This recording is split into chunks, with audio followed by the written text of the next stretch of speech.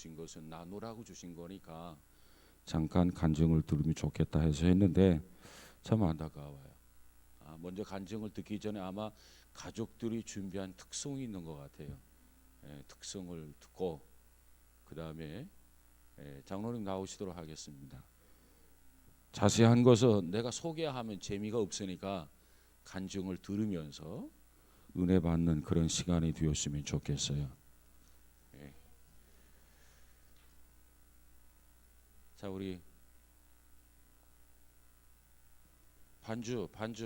예.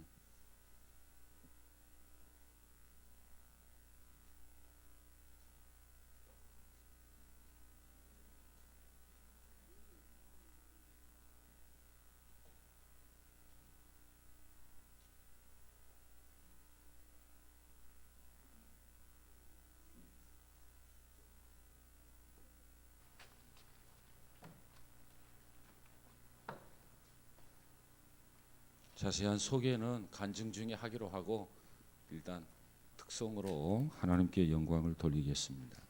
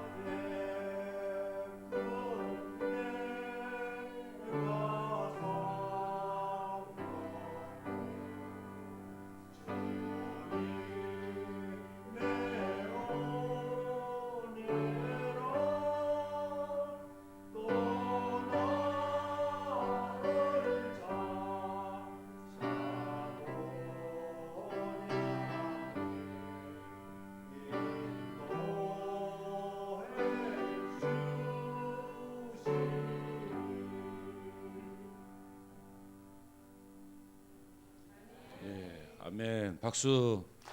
예. 장로는 이리 올라오시죠. 뭐. 여기 스리바 있고 이리 올라와서 하세요. 예.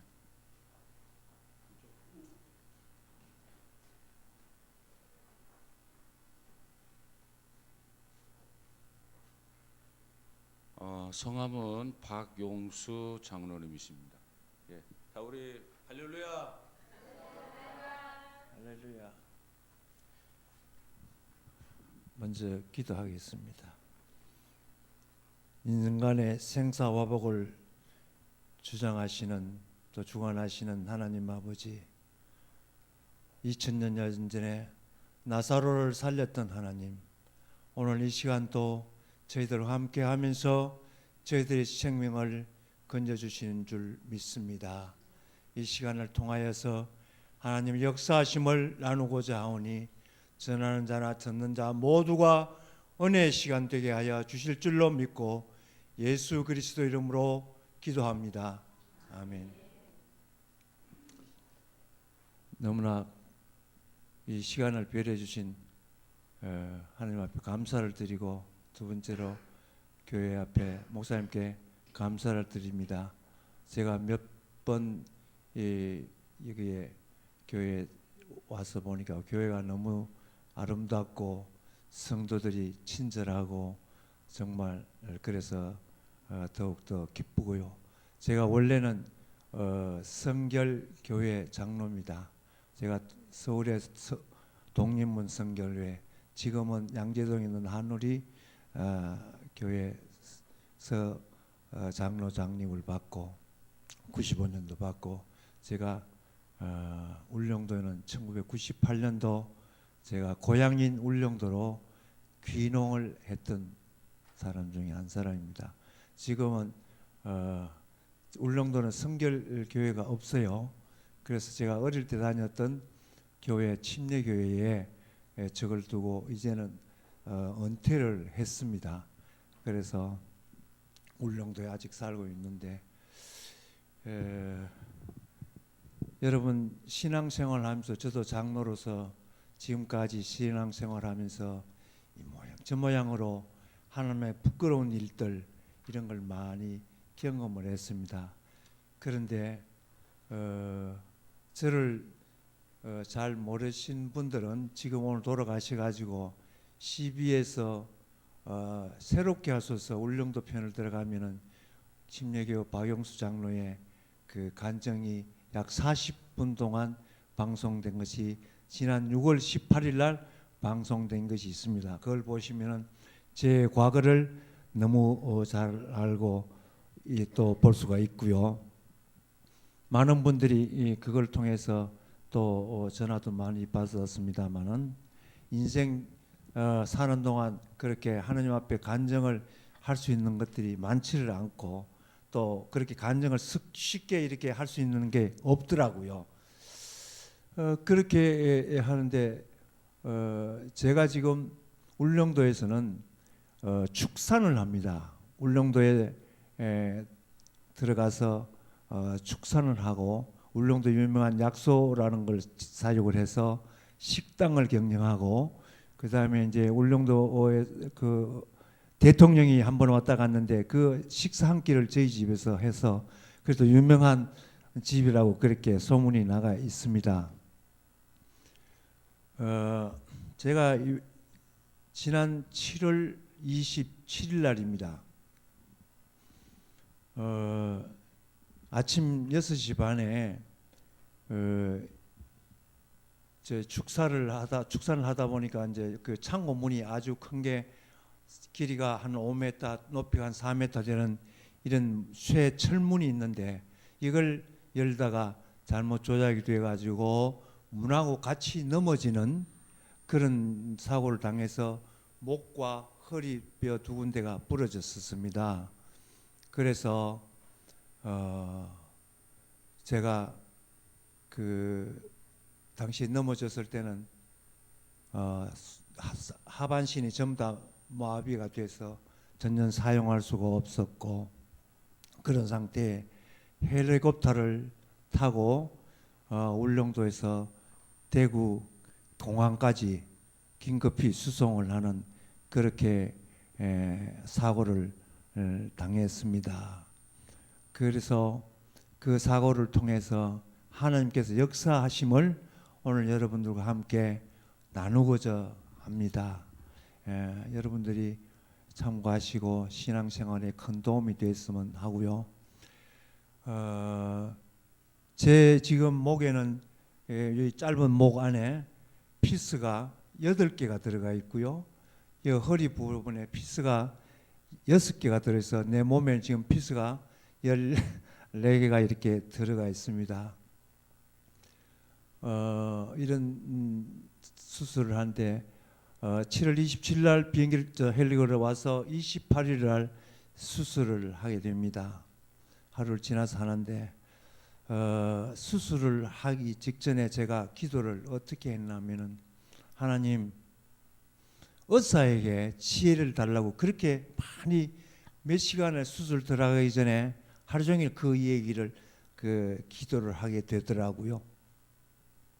그래서 수술을 하게 됩니다. 원래 계획은 수술이 목하고 허리 부분하고 같이 하는 걸로 수술을 들어가는데 약 4-5시간의 수술을 하게 됩니다.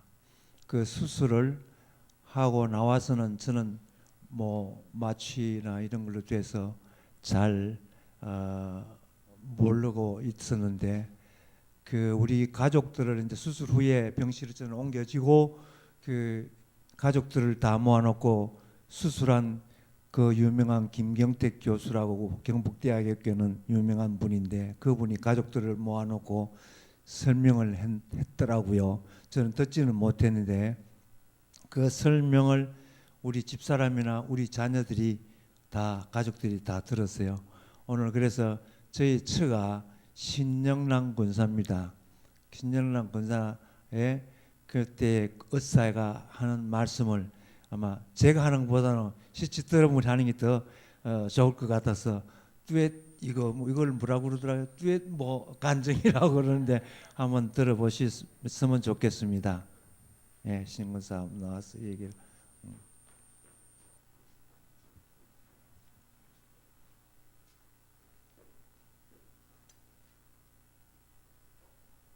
오늘 난 예배 때, 아니 오전 예배 때 목사님이 누워서 한 번만 일어났으면 좋겠다는 그 말씀을 듣고 제가 너무 은혜를 받았어요.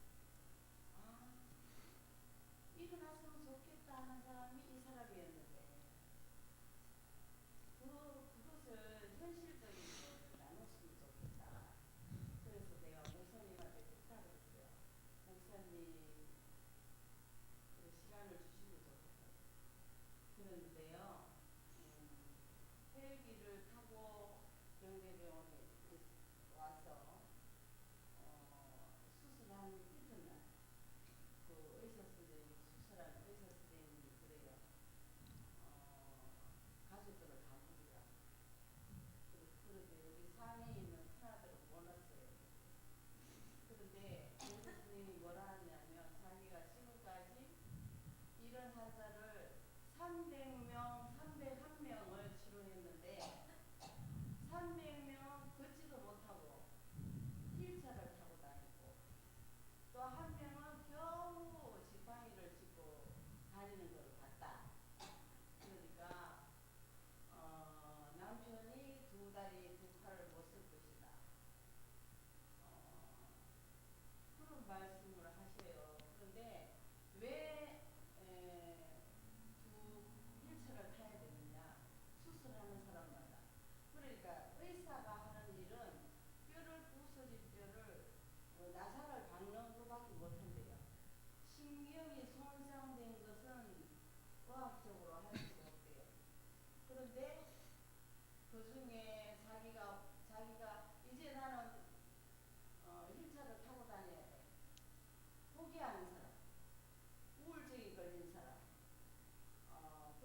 그렇지만은 의지가 있으면 이렇게 말을 흐리더라고요. 그래서 우리 남편은 의지도 강하고 신앙도 있습니다. 그러고 이제 나왔어요. 그랬는데 2박 3일 만에 남편을 두고 간병사 두고 울릉도로 갔어요. 그러니까 소도 24마리를 키워야 되고 식당도 해야 되고 그러는 상황인데 남편이 있어도 바쁜데 어떻게 하나 걱정을 안 했어요. 하나님이 무조건 도와주실 거고 남편도 일어날 것이고 그런데 이제 가서 제가 했어요. 하루 3시간 자고 식당과 소들을 다 관리를 했어요. 그런데 그 관리하는 순간순간이 저와 하나님이 나를 도우시는 거. 그걸 보고 너무너무 기쁜 마음으로 했어요. 그런데 그때 나는 주님의 사랑을 깨달았어요. 내가 하는 것이 아니라 도와주시는 하나님의 큰 은혜와 사랑이 나와 함께 날마다 함께하는 거예요. 그러니까 모든 사람들이 남편이 이제 다치면 식당도 문 닫을 것이다, 소도 못 먹일 것이다 하는 낙관적인 생각을 했지만 다 할 수 있게 되니까 나를 돕는 자가 많이 생겼어요. 그래서 그 은혜를 같이 나누고자 이 자리에 섰습니다. 감사합니다. 예, 조금 그러네요. 그래서 제가 수술을 하고 이제 방에 침대에 누웠는데 그날 밤에 잠을 잡니다. 잠을 자는데 누군가가 저 발과 손을 꼭 잡고 많이 누가 기도하는 그런 이 마음이 들더라고요. 그래서 아픈 중에도 눈을 이렇게 떠보니 아무도 없고 저 혼자만 있는데 그렇게 생각이 들어서 제 생각에 저를 위해서 많은 분들이 기도를 하는구나. 사실은 울릉도는 좁고 또 박영수 장로라고 하면 모르는 분들이 없고 이래서 소문이 많아서 우리 목사님이 전부 다 폰으로 이렇게 연락해서 기도 요청을 하고 박영수 장로가 수술을 하니까 기도해달라고 모든 목사님들에게도 이렇게 메시지를 넣고 이렇게 해서 또 목사님도 그렇게 또 하셨고 그래서 목사님들이나 모든 성도님들이 기도하는 그래서 이렇게 제가 느껴지는구나 라고 생각을 하고 있었습니다. 그리고 또 약간 잠이 들으려고 하고 있는데 저에게 몸에 이상이 일어나는 거예요. 왜냐하면 가만히 있는 이렇게 꼼짝도 못하고 이렇게 모든 그 닌게리병이든지 뭐 주사 이런 호수가 걸려 있는데 몸을 조금도 움직일 수 없는 제 마음대로 할 수 없는 그런 상태인데 목밖에 이렇게 움직일 수 없고 이 손도 못 움직이고 그렇게 움직일 수도 없는 상태인데 몸이 조금씩 움직이는 거예요. 그러면서 몸이 이렇게 정말 이렇게 막 이렇게 움직이면서 이렇게 덜썩덜썩하면서 이렇게 움직여지는 겁니다. 그래서 눈을 떠보니 또 아무도 없는데 또 눈을 감으니까 또 몸이 그렇게 막 하면서 또 한편에는 여러분 시장에 가면 미꾸라지 통에 담아 놓으면 미꾸라지가 서로 막 이렇게 엉겨서 움직이잖아요. 그렇게 몸이 막 속 내부에는 몸 전체는 흔들리고 속에는 막 이렇게 움직이는 거예요. 그때서 제가 눈을 감고 하나님 감사합니다. 하나님 역사하심을 깨우치게 하시니 감사합니다. 내가 회개를 거기서 합니다. 그래서 그 몸이 한 30분 동안 이렇게 움직이면서 저도 모르게 회개와 또 이런 그런 시간을 갖더라고요. 그러면서 이렇게 잠이 들려고 하는데 제 마음속에 어떻게 되냐면 박 장로 너 천국 갈 수 있느냐라고 이렇게 묻더라고요. 그래서 하나님 왜 내가 천국 못 갑니까? 그랬더니 뭐라고 말씀하면은 미움이 티끌만침도 있으면 천국에 못 간다고 얘기를 하시더라고요. 아니 그래서 제가 마음이 또 그렇게 파문나는 거예요. 아니 사람이 살다 보면 미움이 티끌만침 없는 사람이 어디 있겠습니까? 라는 생각이 들더라고요. 그런데 또 말씀하시기를 그 티끌만한 미움이 쌓이고 쌓여서 사망에 이른다는 거예요. 그래서 제가 가만히 생각해 보니까 회개하면서 생각해 보니까 동생을 미워한 것, 형제를 미워한 것, 또 교회에서도 저희들이 서로 안 맞으면 미움도 있잖아요. 교인들 중에도 어느 장로 미운 거 이런 것들이 막 주마등처럼 지나가면서 내가 보니까 너무너무 사람들을 많이 미워한 것들이 너무 많이 나오는 거예요. 그래서 하나님께서 그 미움이 없어야 천국 들어간다라는 그런 말씀을 해주시는 것 같아서 제가 또 회개를 했죠. 눈물 흘리면서 하나님 제가 동생을 미워하고 형제를 미워했던 걸 전부 다 회개를 하고 났더니 그 다음에 또 뭘 말씀하시냐면은 니는 남을 위해서 기도를 했느냐는 거예요.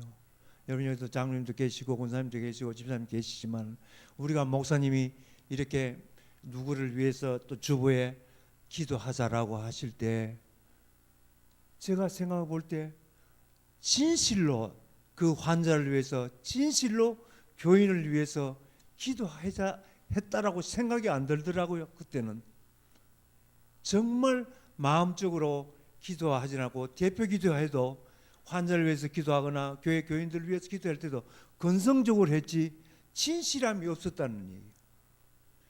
너는 한 번도 그렇게 진실하게 기도하지 않는데 너를 위해서 많은 분들이, 많은 성도들이, 많은 목회자들이 기도하지 않느냐, 이런 마음을 주시는 거예요. 여러분, 굉장히 중요하더라고요. 너무나 제가 그동안에 장로로서 여태까지 살면서 정말 올바르게 정말 우리 성도를 위해서 안 했다는 부분들이 저에게 노출되더라고요. 그러면서 제가 그때부터 조그마한 미움도 다 버리고 이제는 저희에게는 누구에게나 어떤 누구에도 미움이 안 샀고 안 하고 있습니다. 사실은 이것이 너무 중요하고요. 그 다음에 또 뭔 생각하면은 제가 그때부터는 하나님 왜 나에게 이런 아픔을 줍니까? 왜 나에게 참 이리 줍니까? 또 울릉도는 좁은 데서 예수 잘 믿는 박 장로, 저는 사실 소문 났어요. 제가 서울에서 사업할 때나 그 다음에 울릉도 가서도 한 번도 그 주일날 문을 열어본 적이 없어요. 그래서 많은 분들이 울릉도에서 저 집에는 그 성수기에 관광객이 몰아치는데도 주일날 문을 닫습니다. 그러니까 많은 분들이 저 박 장로는 정말 예수 잘 믿구나라고 평을 할 수 있잖아요. 그런데 저도 그렇게 자부심을 가졌거든요. 하나님, 지금까지 제가 사업하면서 주일 성수 안 한 적이 없습니다. 주일날 그렇게 문을 닫았어요. 갈등도 사실은 있었습니다. 제가 울릉도 가서 그 관광 시즌에 그냥 손님 미루어 다칠 때 왜 그 집에는 주일날 문 닫느냐고, 저 사람들 돈 많이 벌어 그렇다고 막 이렇게 하지만 저는 하나님과의 주일 성수하는 의미가 있었거든요. 그것도 제가 지금 여기에 간증이 될는지는 모르지만 그렇게 갈등이 있을 때 저에게 갈등을 풀어준 것이 울릉도가 개척 이래 대통령으로서 처음 오신 이 대통령에게 전심을 제공할 수 있는 기회를 주시더라고요. 너무너무 기쁜 거예요. 이것이 하나님의 나에게 보상해주는 기쁨이구나 하는 적도 저는 가졌습니다. 자, 이런데 제가 다쳐가지고 이렇게 하니까 전부 다 저 박장로 예수 잘못 믿어가지고 저리지 않았나라고 평을 할 수가 있는 거더라고요. 그래서 제가 그랬죠. 왜 나에게 이런 고통을 줍니까? 나는 왜 예수를 잘 못 믿었습니까? 하나님, 내가 뭘 잘못했습니까? 하고 반문을 할 수 있는 충분한 이유가 제가 있어요. 그런데 그거는 하나도 없어지고 하나님, 제가 하나님을 위해서 뭘 할까요? 하는 이 생각밖에 없는 거예요. 정말이에요. 하나님, 앞으로 내가 뭘 할까요? 하나님, 뭘 원하십니까? 이렇게 하고 제가 아까 그 서론에 CBS 기독교 방송에 그 나간 간증문에 보면 제가 울릉도 간 계기가 있습니다. 조금 말씀을 드리면은 우리 아버님이 뭘 잘못해가 부동산 잘못해가지고 등기를 안 해가 그것이 우리 외갓집하고 다투는 일이 있었어요. 법적이 대법원까지 올라오는 기회가 있었는데 그 대법원에 왔을 때 제가 기도를 했습니다. 하나님, 이것을 저에게 주신다면은 하나님 앞에 기쁘게 설 수 있는 땅을 만들겠습니다 라고 기도를 했기 때문에 제가 울릉도 들어간 계기가 하나님과의 약속 때문에 들어갔고 지금 아직도 10,000평 가까운 엄청난 그 땅이 저희들이 가지고 있습니다. 자, 그래서 하나님 뭘 하게 되겠습니까? 제가 넘어졌어도 하반신이 마비가 되고 아무것도 못 써도 하나님, 저를 지금 데려가면 하나님과 약속한 걸 못 지키고 저는 죽습니다. 하나님이 나를 살려주셔야지 하나님과 약속을 지키게 않겠습니까? 첫 기도가 그거였더라고요. 그래서 병원에서 이제 그런 마음을 가지고 있으니까 계속 이게 이제 막 급진적으로 이제 이 쾌유가 되는 거예요. 그 이튿 아침에 일어나니까 손발이 막 움직이는 거예요. 너무너무 놀랐었어요. 그래서 그 다음부터는 계속해서 하는데 2개월 안에 제가 지금 이런 걷는 상태까지 온 거예요. 그래서 경북대에서 깜짝 놀라면서 아니 이럴 수가 없다고 치료해 주시는 그 선생님들이 또 이 재활해 주는 선생님들이 아버님 너무 빠릅니다 랄 정도로 이렇게 회복이 되는 거예요. 그래서 10월 5일 날 수술한 주치 의사인데 갔어요. 갔더니 모든 엑스레이를 딱 보더니 당신이 박용수 맞느냐고 그래서 네 그렇습니다. 아니 또 맞느냐고 묻고 이러더라고요. 왜 그러십니까 했더니 이렇게 그 단시간 안에 이렇게 잘 뼈가 이렇게 피스하고 잘 붙고 이런 상태가 좋을 수가 없다는 거예요. 그러면서 제가 입고 갔던 이거 보호대나 목에 이래 했던 이걸 그 직석에서 풀고 태어나라는 거예요. 그래서 제가 그래서 선생님 수술 잘 해줘서 고맙고 저는 하나님께서 치유해 주셔서 이렇게 급진적으로 됐습니다 하고 그렇게 나왔습니다. 제가 아직도 100%의 이 적인 아닙니다. 제가 우리 아들이 여기 있기 때문에 재활하를 여기 이마트 저쪽에 평촌역에 있는데 거기서 재활을 지금 2개월 동안 받으면서 몇 차례 이 교회에 왔고 여러분 제가 이 말씀을 드리는 중에 몇 가지 있습니다. 우리 첫째 저에게 하나님 말씀한 대로 조금이라도 교회에 누구든지 미움을 갖지 말자. 또 그거 미움이 좀 더 이렇게 세상 말로 하면 스트레스 아닙니까? 스트레스 현대인들 너무 많이 받고 그 스트레스에 인해서 암이고 모든 게 병이 온다는 사실을 저는 그때 깨달았거든요. 그래서 많은 분들에게 미움을 갖지 말자. 또한 많은 우리 아프다 그러면 성도들끼리 기도하는 거 잊지 말자. 그리고 내가 어떤 이런 게 닿았을 때에 하나님이 원망하고 왜 그렇습니까 하는 게 아니라 하나님 뭘 할까요? 내 지금 남은 걸 뭐 할까요? 아까 오늘 낮에 목사님 말씀대로 지금 병원에 가면은 걷기만 하고도 기뻐 뛰고 할 사람들이 너무너무 많아요. 병실이 전부 다 그런 사람이에요. 여러분 이런 기쁨을 함께 나누는 거죠. 제가 오늘 이 말씀을 드렸습니다. 같은 은혜 되시면 감사하겠습니다. 시간이 목사님 많이 뺏어 죄송합니다. 이걸로 마치겠습니다.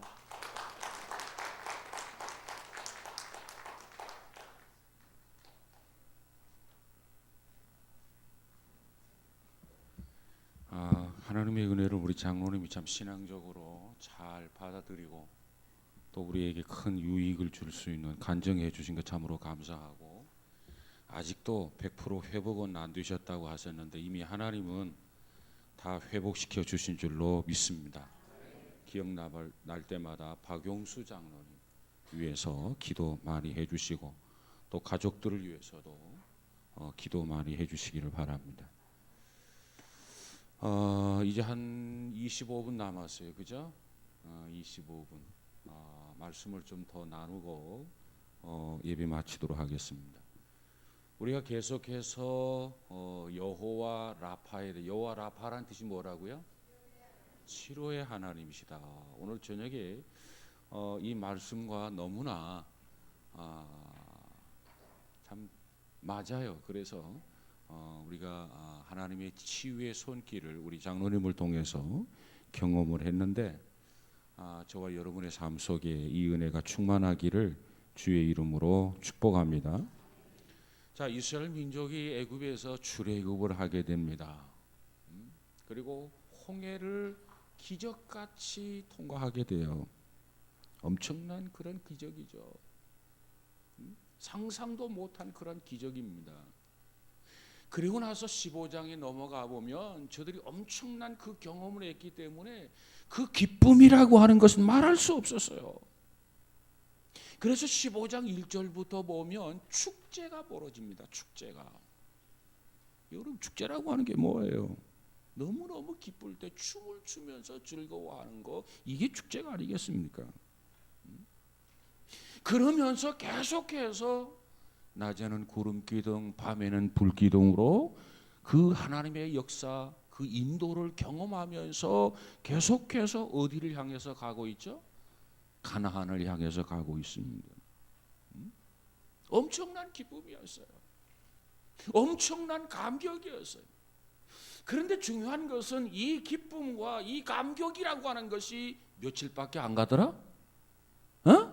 사흘밖에 안 가더라는 거예요. 상상할 수조차 없는 기적을 경험하고 기뻐서 즐거워서 감격스러워서 춤을 추며 축제했는데 이 기쁨이 사흘밖에 가지를 못하더라는 거예요. 또 다른 상황이 전개가 됩니다. 그 또 다른 상황이라는 게 뭐예요? 저들에게 물이 없어요. 물을 마셔야 되겠는데 마실 물이 없는 거예요. 죽을 지경이에요. 그러니 여기서 원망이 나오고 저기서 원망이 나오고 물을 먹지 못하니까 여기서 쓰러지고 저기에서 쓰러지고 그러다가 겨우겨우 우물 하나를 발견하게 되는데 그 우물의 이름이 뭐라고요? 마라라고 하는 우물이에요. 그래서 저들이 야 물이다, 야 우물이다, 너무너무 기뻤어요. 이제는 살았구나. 그리고 그 물을 마셨는데 그 물은 쓴 물이었다는 거예요. 마실 수 없는 물입니다. 그 물은 있으나 마나한 물이 아니겠습니까? 그때 하나님께서 백성들에게 자기 계시를 해줘요. 나는 여호와 라파다. 여호와 라파라는 뜻이 뭐라고요? 치료하는 하나님이시다. 여호와 라파라고 하기도 하고 여호와 로페라고 하기도 합니다. 이 백성들이 물을 마시지 못해서 여기에 쓰러지고 저기에 쓰러지고 쿵쿵 앓고 이제 신음신음하고 이제 죽어가고 있는데 하나님께서 그 상황 속에 나는 여호와 라파다, 나는 여호와 로페다, 하나님이 자기 계시를 해주는 거예요.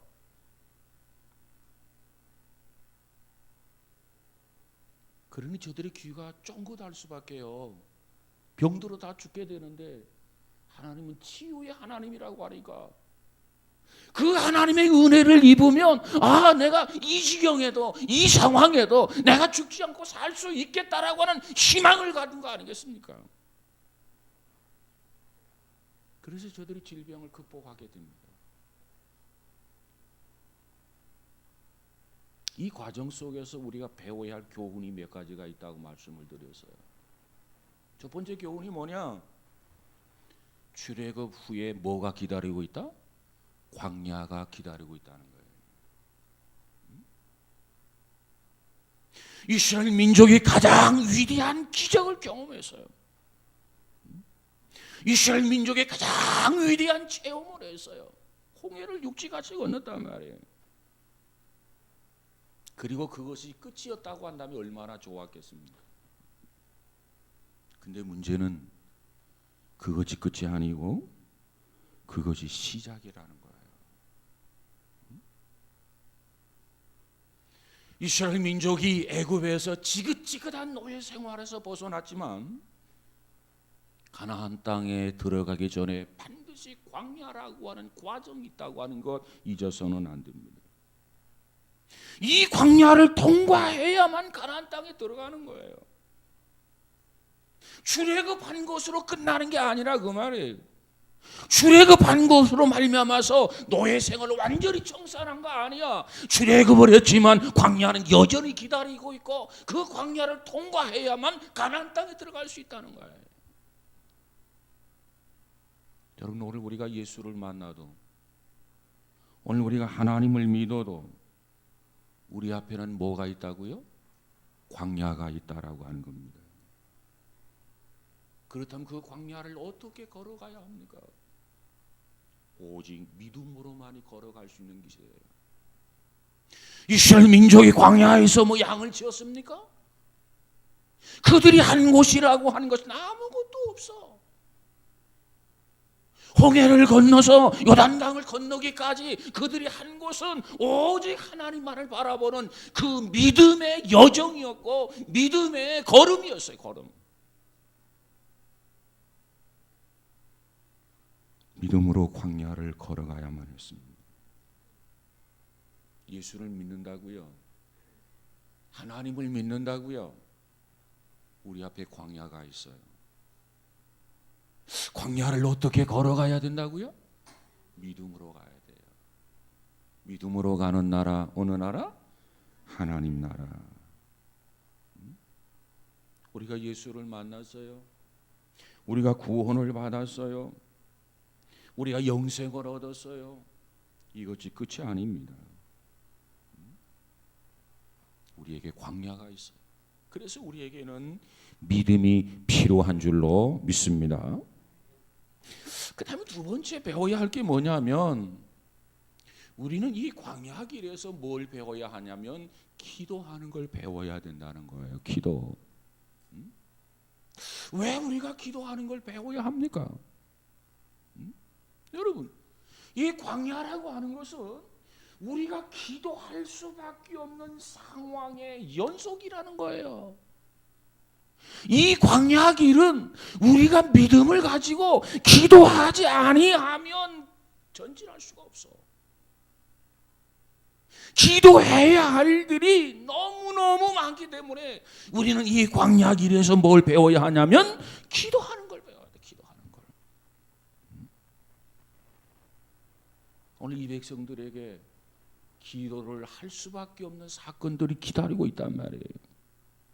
어떤 사람은 예수를 믿고 어떤 사람은 하나님을 그저 고난도 역경도 모든 것이 다 면제되는 줄 알아요. 그 잘못 아는 거예요. 결코 면제되는 건 아닙니다. 예수 믿는 사람들에게도 고난이 와요. 예수 믿는 사람들에게도 질병이 와요. 예수 믿는 사람들에게도 암병이 와요. 결코 면제되는 게 아니야. 이 과정을 통해서 하나님이 우리에게 가르치는 것은 기도하는 걸 배우게 하는 거야. 기도하게 하는 것. 여러분 보세요. 이스라엘 민족이 홍해를 육지같이 건넜어요. 신나는 경험이죠. 엄청난 경험이죠. 그런데 위기가 찾아왔어요. 그 위기를 어떻게 극복합니까? 이 백성들이 모세를 원망하고 지도자인 하나님을 원망을 합니다. 그때 모세가 할 수 있는 게 뭐겠어요? 아무것도 없어요. 그래서 하나님 앞에 가서 모세가 무릎 꿇고 기도했더니 하나님께서 모세에게 말씀하시잖아요. 성경은 우리에게 이렇게 이야기합니다. 세상에서 너희가 환난을 당하라 안심하라. 내가 세상을 이겼노라. 환난을 당하나 안심하라. 환난이 없다고 말씀하지 않았어. 환난이 피해갈 것이라고 말씀하지 않았어. 동일하게 환난을 당할 것이다. 동일하게 고난을 당할 것이다. 동일하게 역경을 당할 것이다. 그러나 안심하라는 거죠. 담대하라는 거예요.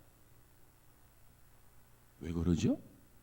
그 환난은 너가 극복하지 못할 환난이 아니라는 거예요. 이겨낼 수 없는 환난이 아니라는 거예요. 너가 예상하지 못했던 환난이 오지만, 역경이 오지만 그 환난이나 그 역경은 반드시 믿음을 가지고 있는 너가 그걸 극복할 수 있고, 그걸 이겨낼 수 있고, 그걸 해결할 수 있고, 그걸 수습할 수 있는 거라는 거예요. 면제의 대상이 아닙니다.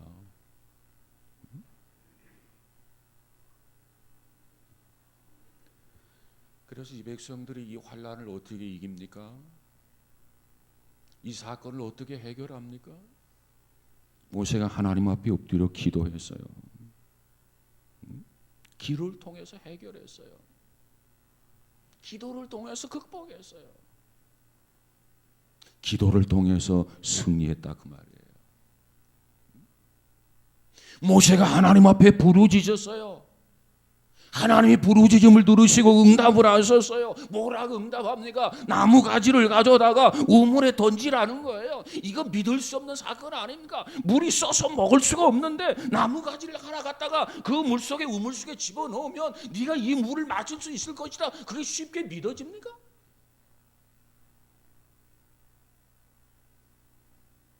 하나님이 방법을 말씀해 주셨어요.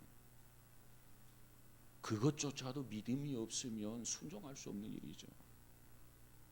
근데 모세는 하나님의 말씀을 듣고 순종했어요. 그리고 우물 속에 나무 가지를 넣었어요. 그런데 거짓말처럼 정말 기적같이 그 물이 써서 먹지 못했던 물이 단물이 되었더라는 거예요.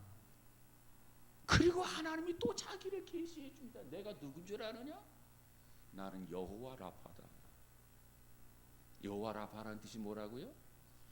치료하시는 하나님이시다. 그렇다면 우리가 예수를 믿고 그걸로 끝이 아니에요. 이제 시작이에요. 환난에서 면제되는 거 아니에요. 우리는 여전히 오늘도 환난이 있고 내일도 환난이 있고 또 직장에 가면 고난도 있고 역경이 있고 사회 가면 견딜 수 없는 고통도 있을 수 있어요. 그 가운데 우리가 해야 할 일이 뭐예요? 기도하는 거예요. 하나님 앞에 부르짖는 거예요. 그리고 하나님의 세미한 음성에 귀를 기울이는 거예요. 하나님이 말씀한 대로 거짓말 같지만은 하나님이 말씀하시면 말씀한 그대로 액면 그대로 받아들이는 거예요. 순종하는 거예요. 순종은 우리가 하지만 기적은 하나님이 역사하는 거예요. 한 주간 동안 여러분에게 어떤 문제가 실는지 모르지만 기도하면서 우리도 하루하루 극복하고 해결해 나가는 믿음의 승리가 있어지기를 주의 이름으로 축복합니다. 세 번째로는 어떠한 상황에서도 말씀에 순종하는 걸 배워야 해요.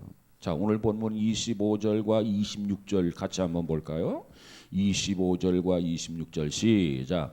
모세가 여호와께 부르짖었더니 여호와께서 그에게 한 나무를 가리키시니 그가 물에 던지니 물이 달게 되었더라.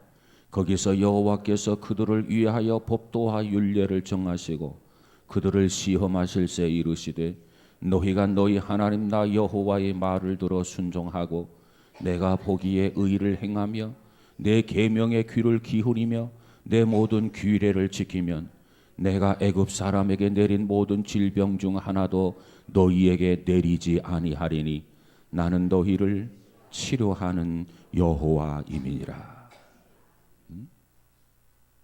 하나님은 하나님의 백성들이 하나님 앞에 부르짖어 기도할 때 그 기도를 하나님이 응답하시고 하나님께서 치유의 역사를 행하시는 그러한 하나님이시라는 거예요. 그것을 오늘 본문을 통해서 다시 말씀해 주십니다.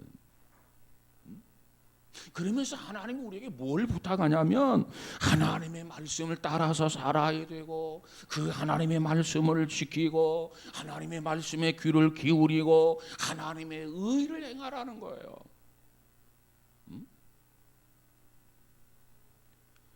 기도에 응답하신 하나님께서 뭐라고 말씀합니까? 율례와 법도를 붙들고 살아야 된다. 그걸 강조해 주고 있어요. 여러분, 오늘 우리 신앙인들이 우리를 둘러싸고 있는 하늘이 맑고 아름다울 때 누구는 감사 못합니까? 하늘이 맑고 아름다울 때 누구는 하나님을 찬양하지 못합니까? 그저 속된 말로 만사 형통하면 누가 하나님을 찬양하지 않느냐 그 말이에요. 그러나 중요한 것은 우리 인생의 비바람과 폭풍우가 몰려올 때 밤같은 어둠이 지속될 때 질병을 통해서 신음으로 밤을 지새우게 될 때 과연 그 상황 속에서도 이 하나님의 말씀을 놓지 않고 붙들고 있을 수 있느냐 이게 중요한 거예요.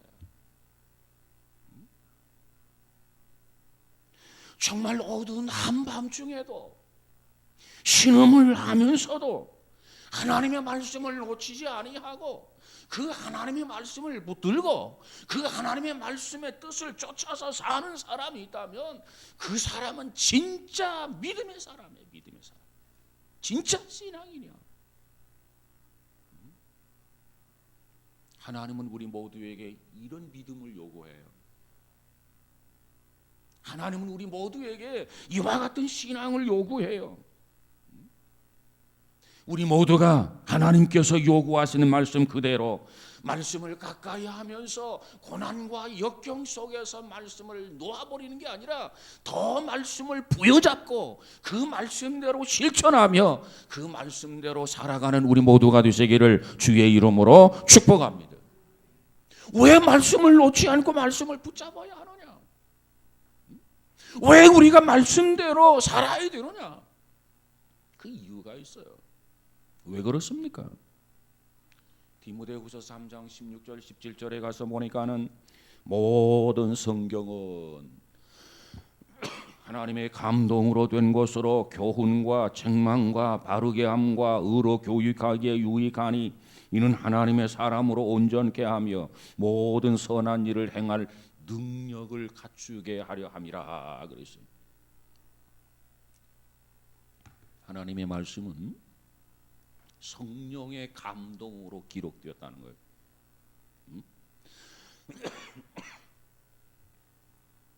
그래서 이 말씀은 우리에게 교훈을 주고 때로는 이 말씀은 우리에게 책망을 주고 때로는 이 말씀이 우리에게 바르게 해주고 때로는 이 말씀이 우리로 의로 교육하기에 유익해서 하나님의 사람으로 온전하게 하고 모든 선한 일을 행할 능력을 갖추게 하려 한다.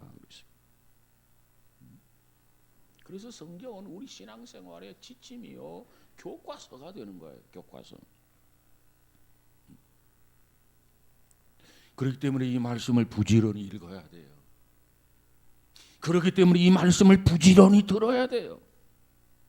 그렇기 때문에 우리는 이 말씀을 부지런히 배워야 돼요. 그리고 이 말씀대로 순종해야 돼요. 우리 모두에게 이와 같은 은혜가 있어지기를 주의 이름으로 축복합니다. 그리고 26절을 한번 다시 볼까요? 26절 시작. 이르시되 너희가 너희 하나님 나 여호와의 말을 들어 순종하고 내가 보기에 의를 행하며 내 계명의 귀를 기울이며 내 모든 규례를 지키면 내가 애굽 사람에게 내린 모든 질병 중 하나도 너희에게 내리지 아니하리니 나는 너희를 치료하는 여호와임이니라. 아멘. 자, 모든 규례는요 너희가 지키면 조건부로 이루어졌다는 거예요. 너희가 지키면 너희가 행하면 이 조건을 충족시키게 되면 그 말씀 앞에 순종하게 되면 하나님께서는 그 대가로 뭘 약속하느냐? 우리는 여기에서 이중의 축복을 약속하신다는 겁니다.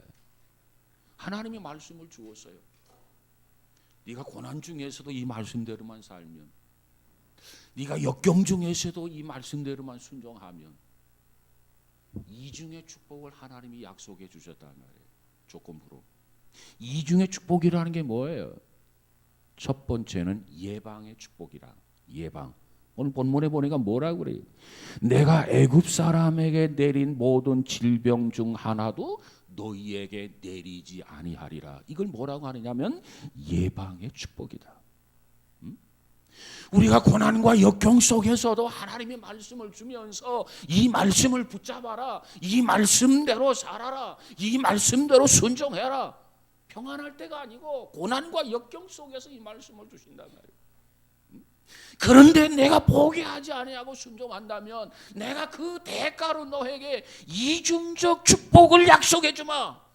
이게 하나님이 주신 메시지예요. 첫 번째 축복이 뭐라고요? 예방적 축복. 예방적 축복이 뭐라고요? 내린 모든 질병 중 하나도 너희에게 어떻게? 내리지 아니하리라. 이걸 예방적 축복이라고 말합니다. 두 번째 어떤 축복이냐면 치유의 축복이다. 치유의 축복. 나는 너희를 어떻게? 치료하는 여호와라. 어떤 사람에게 하나님이 이렇게 약속을 하십니까?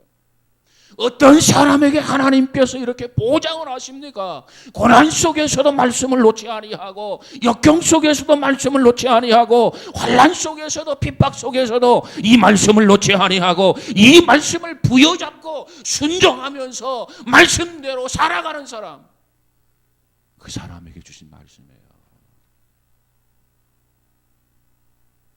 여러분이 힘이 들수록 이 말씀을 붙들고 이 말씀을 기억하면서 말씀의 축복을 이루어드리는 복 있는 성도가 되시기를 주의 이름으로 축복합니다.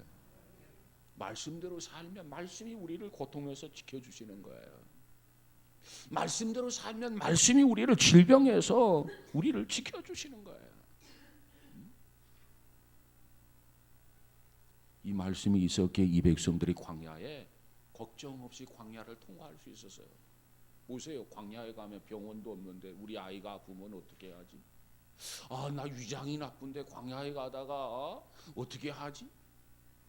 그런 거 걱정할 필요가 없어요. 왜? 하나님이 약속하신 것이고 하나님이 보장하신 거니까. 다만 저들이 해야 할 일이 뭐냐? 하나님이 주신 말씀만 놓지 않고 붙잡는 거예요. 이 광야라고 하는 고난의 연속이죠. 고난 속에서 말씀을 놓지 않는 거예요. 저들이 해야 할 일은 말씀만 붙잡는 거예요. 환난 속에서도 말씀을 더 부여잡는 거, 이것만 하면 하나님께서는 질병에서 완벽하게 자유롭게 해주시겠다는 약속 아니겠습니까? 이 믿음이 필요해요.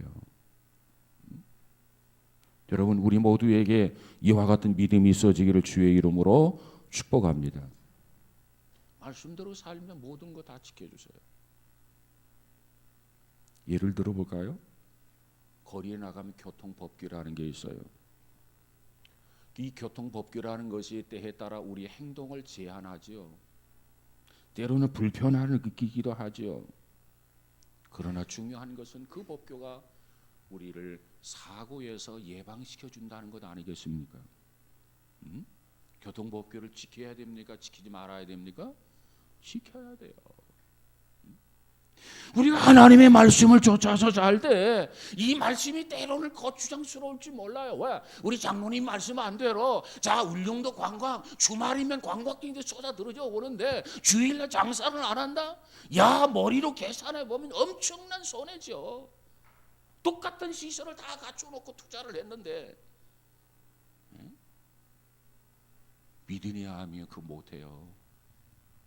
믿음이 없으면 주일 성수 못한다고요. 그런데 믿음이 있으니까 하나님이 고쳐주시고, 믿음이 있으니까 대가를 주시고 보상해 주시고, 믿음이 있으니까 하나님이 축복해 주시는 줄로 믿습니다. 그래서 율법은 반드시 지켜야 된다는 거예요. 구원과는 관계없지만 축복과는 관계가 있습니다. 여러분이 하나님 앞에 축복을 받으려면 율법, 하나님의 계명, 하나님의 율례를 지키는 우리 모두가 되시기를 주의 이름으로 축복합니다. 자, 이 백성들이 고통 속에서 이제 하나님의 말씀을 붙들고 일어납니다. 그리고 힘겹게 이제 일어나서 계속해서 행진을 계속합니다. 저들을 기다리고 있는 게 있었어요. 오늘 본문 27절을 한번 가서 볼까요? 27절 시작. 그들이 엘림에 이르니 거기에 물 12과 종려나무 70그루가 있는지라 거기서 그들이 그 물 곁에 장막을 치니라 그랬어요. 자, 이 마라에서 엘림까지 거리가 어느 정도가 되냐면 11km 정도 된다고 그래요. 11km 하면 우리가 계산할 때 약 4km가 10리면 몇 리나 들 것 같아요? 약 한 30리 정도. 먼 거리일까요? 가까운 거리일까요? 멀어? 광야 40년에 비하면 그거 멀어요? 가까워요? 그래, 먼 거리가 될 수도 있겠지만 가까운 거리가 될 수도 있어요. 그러니까 이 마라의 순물 때문에 저들이 원망하고 불평하고 이랬었단 말이야. 근데 거기서 11km만 가니까 오아시스가 기다리고 있네. 그걸 미리 알았더라면 어떻게 했을까요? 원망하지 않았겠죠. 불평하지 않았겠죠. 그런데 왜 원망하고 불평하죠? 이제 우리는 죽었구나. 그 생각을 하니까 원망하고 불평한 거예요. 만약에 11km만 더 가서 거기 오아시스가 기다리고 있다, 이걸 알았더라고 한다면 여러분 힘들어도 좀 참으세요. 조금만 견디세요. 11km만 가면 우리들이 마음껏 물을 마실 수 있고 짐승에도 물을 마실 수 있고 우리가 모든 것을 해결할 수가 있어요. 견디어 봅시다. 극복해 봅시다. 참읍시다. 인내하십시다. 그랬을 거 아니겠습니까? 그런데 중요한 것은 아무것도 몰랐다는 거예요. 아무도 몰랐다는 거예요. 여러분, 세상살이라는 게 다 그렇습니다. 우리 눈에 희망이 안 보여. 그러나 그럴수록 분명히 믿는 것은 하나님은 내 편이시라는 것, 하나님은 우리를 돕는 자라고 하는 것. 내가 하나님이 주신 말씀을 붙들기만 하면 모든 문제가 해결된다고 하는 것, 그의 나라와 그의 의를 구하기만 하면 나의 필요를 이 모든 것을 너희에게 더하시리라. 필요를 채우시고 공급하시는 하나님인 것을 믿어야 돼. 그러면 다른 사람은 불만을 하는데 불만을 안 해요. 다른 사람은 원망을 하는데 원망을 안 할 수 있어요. 다른 사람은 짜증을 부리는데 짜증을 안 부릴 수 있어요. 왜? 하나님을 신뢰하니까, 하나님을 믿으니까. 믿음이 없는 사람은 고난 속에서 반드시 원망하게 됩니다. 불평하게 됩니다. 믿음 있는 사람은 하나님의 뜻이 있겠지, 그리고 참아내요. 욥은 고난 속에서도 입술로도 범죄하지 않았다고 그랬어요. 왜? 믿음이 있었기 때문에. 욥이 가지고 있는 자산은 오직 믿음이었어요. 믿음. 오늘 우리가 광야 같은 세상에서 믿음으로 승리하기 위해서 우리에게 절대적으로 필요한 것이 있는데, 그게 뭐냐? 오직 믿음이야. 오직 믿음. 이 믿음으로 무장하고 이 믿음으로 승리하시기를 주의 이름으로 축복합니다. 그리고 하나님이 우리에게 속삭여요. 나는 여호와 라파다. 여호와 라파 무슨 뜻이라고요? 나는 너희를 치료하는 하나님이시다. 너의 영혼도 치료하고 너희 육신도 치료하고 나는 너희의 모든 것을 치료하는 여호와 라파. 하나님 앞에 기도할 때마다 치유의 하나님, 내 정신, 내 생각, 내 마음, 내 육신 하나님 만져주옵소서. 치료해 주옵소서. 그래서 고난을 극복하고 꿈을 가지고 비전을 가지고 가나안 땅을 향해서 전진하는 우리 모두가 다 되어지기를 주의 이름으로 축복합니다. 이 믿음으로 산다면 이 한 주간도 반드시 가정에서나 직장에서나 어디에서나 승리하게 될 줄로 믿습니다. 하나님께서 우리 모두를 이와 같이 승리케 하시고 영광을 받으시기를 주의 이름으로 축복합니다. 기도합시다. 거룩하신 하나님 감사합니다.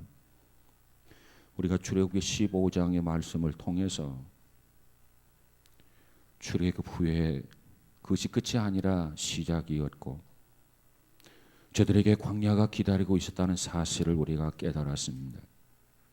우리가 예수를 믿고 구원받고 하나님의 자녀가 되고 그것으로 끝이 아니라 우리에게는 험난한 광야에 같은 삶이 우리를 기다리고 있고 크고 작은 문제에 부딪히고 접하게 되고 때로는 낙심하고 좌절하고 절망할 때가 많이 있습니다. 그때마다 우리가 믿음으로 다시 일어나게 하시고 하나님이 주시는 능력으로 극복해 나가는 복 있는 성도들 되어지게 하옵소서. 그러기 위해서 우리가 광야 길에서 무엇보다도 배워야 할 것, 하나님 나 힘듭니다. 하나님 나 나약합니다. 하나님 어찌할 수가 없습니다. 무엇보다도 광야와 같은 험한 세상 속에 기도하는 것을 배우게 하여 주옵소서. 그래서 내 힘으로가 아니라 하나님 주시는 능력, 하나님 주신 그 권세로 이 험난한 세상을 이기고 승리하게 하여 주옵소서. 고난 속에서 믿음의 손을 놓지 않게 하시고, 역경 속에서 말씀을 포기하지 않게 하시고, 끝까지 말씀을 붙들고 순종하고 주님 말씀 따라 실천함으로 하나님의 기적 같은 역사, 하나님의 도우심을 경험하는 순간순간들이 되어지게 하옵소서. 하나님, 오늘 특별히 여호와 라파, 나는 치료하는 하나님이시라. 주의 말씀대로 살 때 질병 중 하나라도 걸리지 않게 해주실 뿐만 아니라, 비록 질병 속에서 신음하고 있다 손치더라도 하나님 완벽하게 치유하시고 고쳐주셔서 간증하며 증거하며 사는 우리 모두가 되어지게 하옵소서. 특별히 박용수 장로님을 통해서 하나님께서 치유해 주시고 치유의 하나님을 다시 한번 깨달을 수 있도록 은혜 주심을 감사합니다. 머리끝에서 발끝까지 다시 한번 주님 다시 한번 만져주셔서 완벽하게 치유되어지고 하나님의 살아계심을 증거하는 귀한 장로님 되도록 축복해 주옵소서. 오늘 이 밤에도 우리와 함께 하신 거 감사합니다. 늘 동행하여 주옵소서. 예수님 이름으로 기도하옵나이다. 아멘.